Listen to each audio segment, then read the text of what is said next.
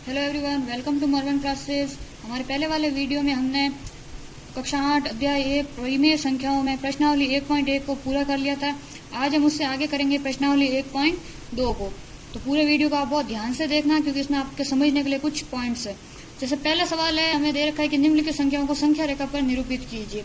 इसमें हमें दो सवाल दे रखे हैं, पहला है 7/4 और दूसरा है -5/6। सवाल को हल करने से पहले हमें यह समझना जरूरी है कि संख्या रेखा आखिर होती क्या है। तो स्टूडेंट्स, इसमें कोई घबराने वाली बात नहीं है, ये आपने 7th क्लास में भी पढ़ा होगा। तो ज्यादा कुछ नहीं है, बस कोई भी एक लाइन होती है, उसके ऊपर अगर हम कुछ भी नंबर्स लिख देते हैं तो वो क्या होगी, लाइन यानी कि वो रेखा, और कुछ नंबर्स लिख दिए तो वो संख्या यानी कि वो क्या बन जाएगी, संख्या रेखा। बस उसमें ध्यान रखने वाली बात क्या है, उसमें जीरो जो है वो बिल्कुल बीच में आएगा, और जीरो से जो इधर वाली संख्याएं होगी वो होगी प्लस में, और जीरो से इधर वाली होगी वो माइनस में होगी।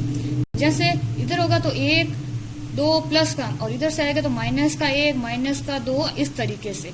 तो बढ़ते हैं हम हमारे सवाल की तरफ। जो इसका पहले का हम हल देखते हैं, तो ये आएगा हमारे पास 7/4। अब इसको संख्या रेखा पर दर्शाना है, तो सबसे पहले हम क्या करेंगे, एक लाइन ड्रॉ कर देंगे।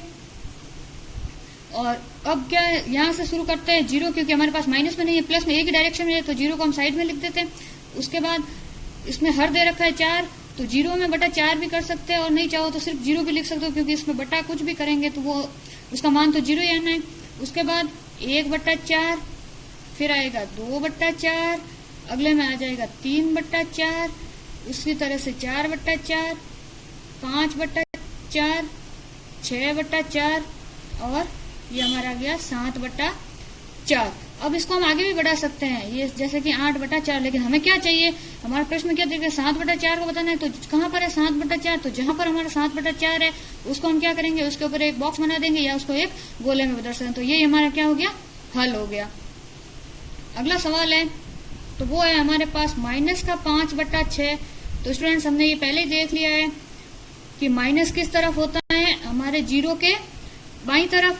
तो इस बार हम जीरो को यहां से शुरू करते हैं और इसे बाई तरफ लाएंगे। तो ये हो गया हमारे पास पहला -1/6, और यह दध्यान रखना कि जो भी संख्या है उसका हर समान होना चाहिए।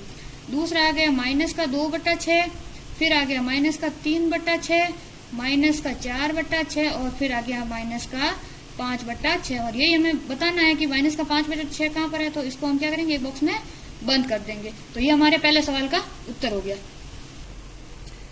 अगला हमारा सवाल है -2/11, -5/11, -9/11 को हमें क्या करना है, संख्या रेखा पर निरूपित करना है। अब देखते हैं इसको कैसे करना है।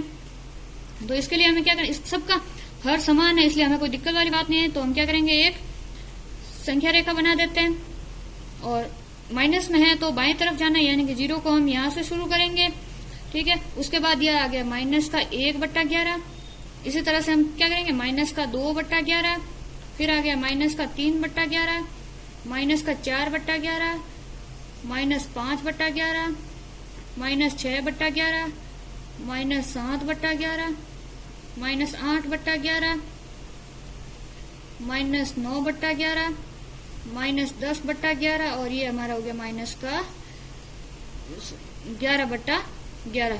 तो हमें कौन कौन सी संख्या बतानी है, पहली बतानी है -2/11। तो कहाँ पर है -2/11, ये रहा। उसके बाद कौन सी बतानी है, -5/11, तो ये रहा -5/11। फिर -9/11, तो ये रहा -9/11। संख्या रेखा पर हम आगे कितनी भी संख्याएं लिख सकते हैं। तो ये हो गया हमारा दूसरा सवाल। अगला हमारा सवाल है, ऐसी 5 परिमेय संख्या लिखिए जो 2 से छोटी हो। तो इसका हल कैसे करेंगे हम, 2 से छोटी संख्याएं, 2 से छोटी अनंत संख्याएं हो सकती है। अब देखो इसको कैसे करना है। एक तो मान लीजिए जैसे ये जीरो है, इसमें आपको संख्या रेखा बनानी नहीं है, सिर्फ समझाने के लिए मैं आपको बता रही हूँ। जीरो है, इधर आ गया 1, ये आ गया 2, इधर में फिर माइनस में 1, -2, इस तरह से चलता जाएगा, -3, इस तरह से, ठीक है। अब देखो इसको दो तरीके से कर सकते हैं, या तो हम 2 से छोटी सीधी संख्या ले लें, तो ये आ जाएगा 1 0 -1 -2 -3, यहाँ तक आते हुए 5 संख्याएं हो जाएगी। या फिर इनके बीच में ले सकते हैं, जैसे 1 और 2 के बीच में क्या आ जाएगा, 1/2, ठीक है। इसके में भी आ जाएगा 0/2, इस तरीके से, ठीक है। तो हम क्या करते हैं, सिंपल ही ले लेते हैं। तो सिंपल के लिए क्या होता है, जैसे मान लो 0, ये हो गया 1, ये हो गया 2, इधर आ गया -1 -2 -3 -4, इस तरह से हम अनंत तक ले सकते हैं। तो 2 से छोटी कौन सी हो गई, 1, 0, -1, -2, -3, यानी कि हमारे हल के लिए क्या हो जाएगा कि 2 से छोटी 5 परिमेय संख्या, यही हमें पूछा है।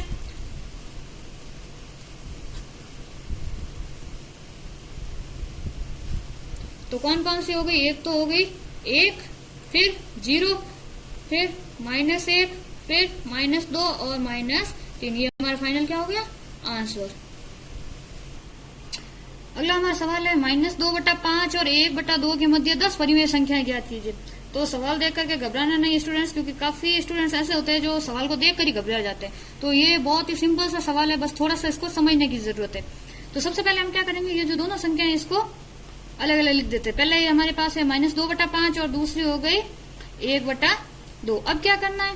सबसे पहले हमें क्या करना है? हर को बराबर करना है। इतना तो आपको पता ही है कि भिन्न के अंदर अंश कौन सा होता है, हर कौन सा होता है। जैसे ऊपर वाला अंश और ये हो गया हर। तो अब क्या करना है? इनको बराबर करने के लिए क्या करेंगे? जैसे ये 5 है तो हर बराबर करने के लिए ये 2 है, तो 5 को 2 से गुना करते हैं। लेकिन भिन्न में आपको पता है कि सिर्फ अंश का या सिर्फ हर का गुना नहीं हो सकता है, इसलिए हम इसको क्या करेंगे? अंश और हर दोनों के साथ में गुना कर देते हैं। तो इसी तरह से इसको भी हम 5 के साथ अंश और हर को गुना कर देते हैं। तो ये आ गया हमारे पास 2 और 2 4, चिन्ह है माइनस का तो -4 और बट्टे में ये आ गया 10 और ये आ गया 5 और ये आ गया 2 × 5 10। अब देखो क्या -4 और 5 के बीच में 10 संख्या आ सकती है। आप जैसे काउंट कर लो तो -4 के बाद -3, -2, 1, -1, फिर 0, फिर 1, 2, लेकिन ये संख्या नहीं होगी 10। तो हम इसको क्या करते हैं? इसको अगेन हम किसी ऐसी संख्या से गुणा कर देते हैं जिससे कि दोनों के हर समान रहे। तो इसको हम अगेन 2/2 से गुणा कर देते हैं और इसको भी 2/2 से गुणा कर देते हैं। तो ये तो आ गया -4 × 2, तो ये तो हो गया -8 और ये हो गया 10 × 2 तो 20 और ये हो गया 5 × 2 10 और 10 × 2 20, यानी कि हर अभी तक हमारा समान है और -8 और 10 के बीच में 10 परिमेय संख्याएं हो जाएगी। तो अब हम क्या करते हैं कि जो ये अपना -8/20 और 10/20 है ना, उसके मध्य की जो है ना 10 परिमेय संख्या कौन कौन सी होती है, यानी कि मध्य की 10 परिमेय संख्या। अब यहाँ पर कंफ्यूज मत हो जाना कि ये कैसे आया कैसे नहीं आया, इसको सिंपल तरीके से मैंने समझाया यहाँ पर। तो देखो -8/20 है, इसको तो ऐसा कैसे रखते हैं। अब ये इसके पहले वाले से शुरू करते हैं, यानी -8 के बाद क्या आएगा? -7/20, ठीक है, फिर -6/20, फिर -5/20, उसके बाद -4/20। तो कितनी हो गई ये? 4, फिर -3/20। तो ये 5 हो गई हमारे पास। उसके बाद देखो -2/20, फिर -1/20 और 0/20 लिख भी सकते हो। इसको स्किप करके आगे भी बढ़ सकते हो, लेकिन हम यहाँ पर लिखेंगे क्योंकि 0 भी क्या है? एक संख्या ही है। उसके बाद 1/20 और 2/20 हो गई 10 परिमेय संख्या। 1, 2, 3, 4, 5, 6, 7, 8, 9, 10। तो ये आ गई हमारे पास जो -2/5 और 1/2 के मध्य की परिमेय 10 परिमेय संख्या है। ये हमारा फाइनल आंसर है यहाँ तक। अगला 5वां सवाल देखिए। 5वें सवाल के अंदर हमें 3 सवाल दे रखे हैं, 2/3 और 4/5 पहला सवाल। दूसरा है -3/2 और 5/3। तीसरा है 1/4 और 1/2। इनके बीच की क्या करनी है? 5 परिमेय संख्या क्या। तो ये सवाल जो बिल्कुल चौथे सवाल की तरह है, तो इसको आप कर सकते हैं स्टूडेंट्स। और अगर फिर भी आपको नहीं आता है या कुछ डाउट आता है तो प्लीज आप हमें कमेंट कीजिए, हम आपके लिए अलग से एक डाउट क्लास लेकर के आएंगे। और हाँ, इसमें एक चीज और मैं आपको बता दूं कि उत्तरमाला देख करके इसमें कंफ्यूज मत होना, क्योंकि 2 परिमेय संख्याओं के बीच में अनंत परिमेय संख्या हो सकती है।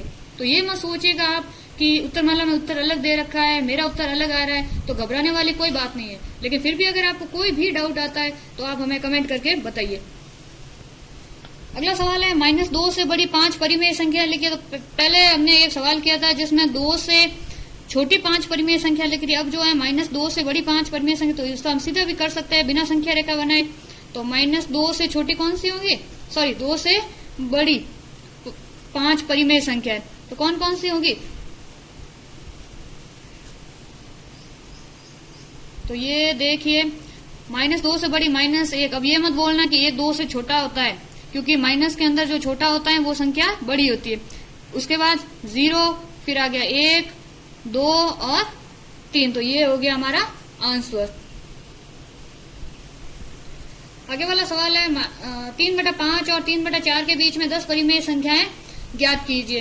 तो ये सवाल भी बिल्कुल वैसा ही है जो सवाल हमने कौन सा किया था, चौथा सवाल किया था, उसमें भी हमने 10 परिमेय संख्या ज्ञात की थी। इसको भी आप हल कर सकते हैं, इसका अभ्यास कीजिए आप। और अगर फिर भी अगर आपको कोई भी परेशानी आती है, कोई भी अगर आपको डाउट आता है तो आप हमें कमेंट करके जरूर बताइएगा। और अगर आपको वीडियो हमारा पसंद आता है तो इसको लाइक कीजिए, शेयर कीजिए और चैनल को जरूर से सब्सक्राइब कीजिए। So thank you.